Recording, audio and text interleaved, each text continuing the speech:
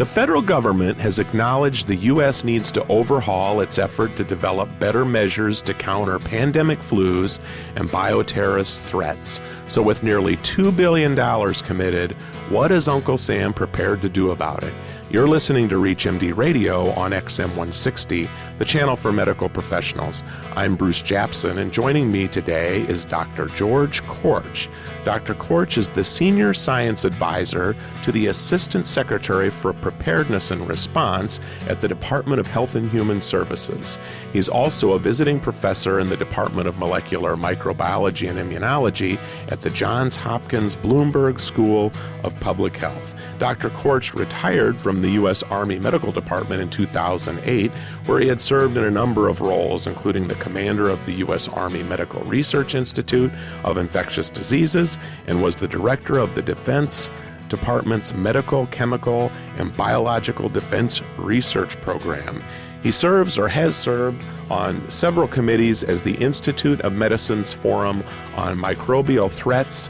He's also on the State of Maryland's Life Sciences Advisory Board and with the Standards Development Committee for the American Type Cell Culture.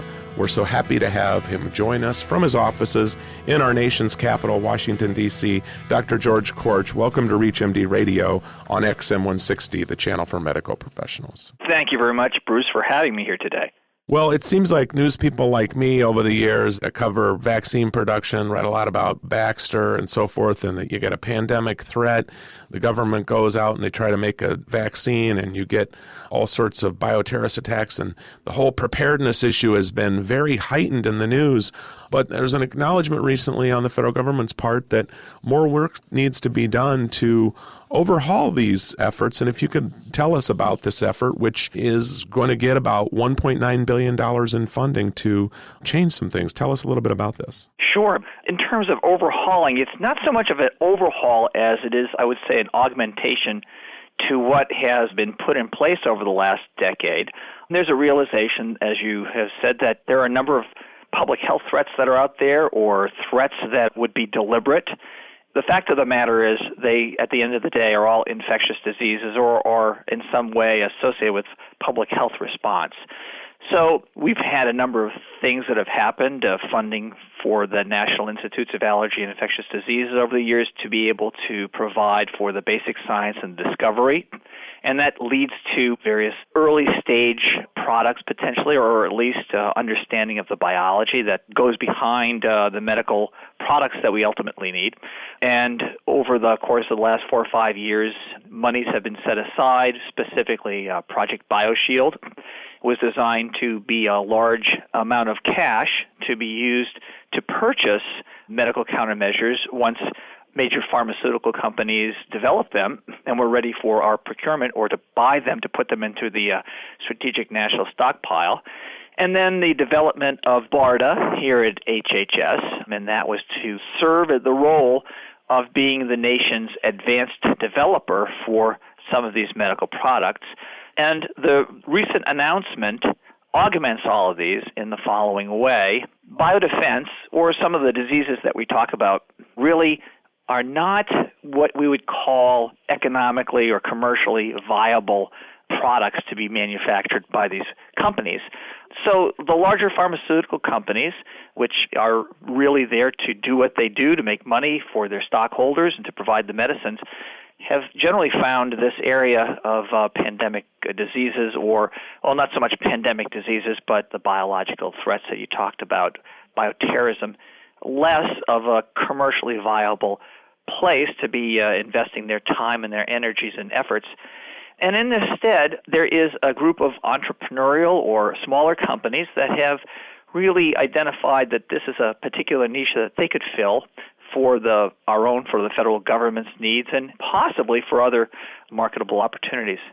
So what we did when the Secretary released a statement to the American Medical Association saying that in the wake of the delayed ability to have the large bulk of vaccine available for the American population in response to the H1N1 epidemic last year, and in response to another episode where we tried to purchase a particular approach for a new anthrax vaccine that failed because at the time the science was not mature enough for us to make a purchase under the BioShield regulations. The Secretary made a call for an end-to-end review of our medical countermeasure enterprise. And by end-to-end, we could talk about that from the perspective of from the initial requirements or idea all the way up to the ability to put the medical countermeasure in somebody's arm or in somebody's mouth. But what the Secretary was really focusing on, and so what we focused on, was that period of time from a concept of a particular product all the way through the licensure to the FDA, and then the ability to buy an approved product and put it into the stockpile. So we focused this major effort in that particular region, and there are 5 large-scale initiatives that account for the $1.9 billion that you referred to. Each of them address issues that we heard when we went out and queried our various stakeholder communities, the businesses that we deal with, the investment communities, the academic centers, the stakeholders who are at the public health end of things. So we did a very thorough sweep asking a range of people what would be desirable to have in addition to what we already have to enhance this entire medical countermeasure enterprise. And from that, we ultimately arrived at 5 big initiatives that cost money and a variety of other things that are more administrative or happen here at HHS in terms of how programs are managed. But I know there's been a lot of interest in the 5 big programs that cost the $1.9 billion that you talked about. Just for general purposes, for our listeners out there, if they don't understand, like, why would the private sector not do this, is that private companies can make $9 billion a year on cholesterol pills, where a bioterrorist threat only comes around every so often, thankfully. So it's like, okay, what's the economic incentive to get into? I just wanted to remind our listeners of that because it's something that is not always so attractive. So when people talk about times to spend tax dollars, $2 billion for this, it's very important. If you're just joining us, you're listening to ReachMD Radio on XM 160, the channel for medical professionals. I'm Bruce Japsen, your host, and joining me is Dr. George Korch. He's a senior medical officer with the Department of Health and Human Services, and he is the Senior Science Advisor to the Assistant Secretary for Preparedness and Response at the Department of Health and Human Services, and we're talking about this effort whereby the government is investing $2 billion in a makeover, if you will, and to speed the process of getting drugs and vaccines to people in the event of pandemic flus and bioterrorist attack. And Doctor, if you could continue and tell us these 5 points you wanted to get across. Sure. The very first one has to do with the regulatory side of the house.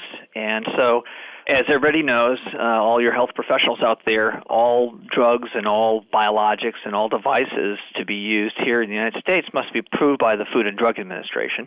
That is certainly the case for the countermeasures that we would be hoping to procure for the American population. And the FDA has, over the course of the years, not received the amount of funding that it really probably could use, or definitely could use, to increase the science base, the knowledge base, in an area which we're calling regulatory research. So most people are familiar with bench-level research, where you're identifying the basic characteristics of a pathogen or looking at some basic biological principle, but less attractive, if you will, as far as the academic communities are concerned, but still very, very important with regard to product development, are these multiple other types of research programs or studies that will ultimately translate in our ability to take a product and move it faster through the regulatory pipeline. And these could be in the areas of assay development or new design of clinical trials, or in the case of the medical countermeasures that we're talking about here, reliance on something called the animal efficacy rule. So all of these are areas that are very ripe for our need to be able to translate or help remove the risk of some of these products as they go through the regulatory pipeline. So that's one part of it. More money to allow the scientists at FDA to be on an equal par, if you will, with some of the technologies, especially the newer technologies that these sponsors, these companies, are bringing to the FDA. You certainly want to be on the same footing with the companies that are bringing data to you and understand the data, and that means that you need to invest a bit in the ability to do the science there on site. So can you give us a little example of that? Because a lot of people would think that the science in a traditional drug development might be done by the drug company in an academic setting, so people will actually be doing the research at FDA. Well, they will be. One prime example of that is something that we will describe as another initiative. For instance, the potency assay for influenza vaccine. Potency is an assay or a methodology to demonstrate that you've got suitable strength, if you will. Your vaccine or your drug is potent enough to provide the hoped-for outcome. And so with regard to a vaccine, we look at, well, how much of the vaccine components or the antigens that are presented to the immune system are really there. Now, the potency assay for influenza vaccine, year by year by year, we make a vaccine. And it's a very old technology. It involves red blood cells and materials from agricultural sources, if you will. And it's been a standard, long-standing way of doing business. And you don't need to change it if everybody's happy with it. And certainly the drug companies don't want to invest in a novel technology or a novel approach, because that would just mean that they would have to demonstrate to the FDA that this new potency assay is equivalent to the potency assays that FDA accepts as the norm. So you're eliminating hurdles right there. So right there we're saying, well, if we can get the ability to engage regulatory science to, in fact, use modern technologies, explore the modern technologies, and eliminate that barrier by saying, okay, industry, you don't have to invest in this. We are investing in this. That means that 7 or 8 different companies don't have to repeat or develop their own systems and take on risk that maybe the system will not work. This is a way that, the old expression, a rising tide lifts all boats. Well, in this particular case, that sort of an assay being done by our regulatory agency or being assisted by our regulatory agency ultimately will translate into a faster way of determining potency. And that potency assay sometimes takes several weeks. So as we looked at the amount of time it took to get the H1N1 vaccine through the system last year, and believe me, it was done with almost neck-breaking record speed relative to how it normally happens year after year, there's a couple of weeks there that could be saved by doing a potency assay that was faster. Similarly, the sterility assays, the ways that we demonstrate that there are no other extra agents or other infectious materials or what they're called adventitious agents, there's a whole technology that's pretty long-standing and fairly old around sterility assays, and we're looking to be able to improve on that as well. So 2 prime examples that would cause us to save probably several weeks to maybe even up to a month with regard to being able to turn around the release of our vaccines for influenza virus vaccine. Well, and as we wrap up here, could you give our listeners an idea? I mean, would we be able to see something as soon as next year on that? I mean, if the vaccine, I don't think anybody will argue, it was turned around in time for the flu season last year, would we be able to see improvements maybe in this flu season? I don't know whether we would see them in this particular flu season. Of course, that's already upon us, and the vaccines are already in the bottle, and they're out for distribution out in the general public. We believe that over the course of the next year, a number of these things will be funded and researched, and I hope within the year or so to have the answer, which would mean it would be more likely that not even next season, but the season thereafter would be when you would start seeing the fruits of that particular enterprise. It takes a long time to be sure that the technology that you're trying to apply actually does work, and that's what the FDA really is very conservative and concerned about, is to make sure that whatever you're replacing it with is at least as good and usually, hopefully, much better than what you already have. Well, I think the bottom line is, though, that I think what health professionals and consumers alike will agree is that a speedier, more efficient process to get drugs and vaccines to the market in the event of a pandemic, flu, or bioterrorist threat is what it's all about. Hopefully we'll have you back and maybe talk about this again. I'm Bruce Japsen. I've been your host, and joining me today has been Dr. George Korch. He is with the Department of Health and Human Services. He's a senior medical officer, and we've been talking about the effort of the federal government to speed and improve the process by which you get drugs and vaccines in the event of a terrorist attack or a pandemic, which it seems like we have a new one every year. You've been listening to ReachMD Radio on XM 160, the channel for medical professionals. ReachMD online, on demand, and on the air. Please visit us at reachmd.com. And I'd like to thank you today for listening.